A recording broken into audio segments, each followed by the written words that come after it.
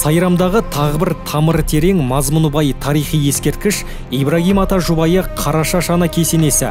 Түрк әлемі төбесіне көтеріп, жаһан жұрты қастер тұтқан Қожа Ахмет Яссауиді жарық дүниеге әкелген алтын құрсақтана, көркіне ақылы сай, әйел затының сұлтаны, алтын көрсе жолдан таймайтын, патша қызықса да ерін сатпаған, Құдай қосқан күйеуіне нағыз асыл жар бола білген данагөй әйел деп сипатталады.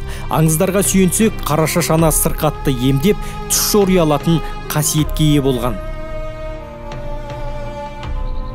Қараша Шана кесенесі Шымкент қаласы Сайрам тұрғын үй алабының орталық бөлігінде орналасқан порталды күмбезді құрылыс.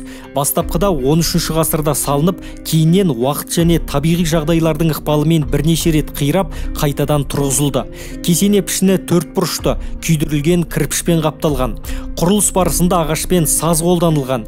Кесене құрылысына сапалы материалдар қолданылып, ерекше ұқыптылықпен тұрғызылған. Соңғы 2 ғасыр ширегінде ескерткіш бұзылған жоқ. Құрылыста қолданылған ағаш бөліктер мен ою өрнектер де шірімет.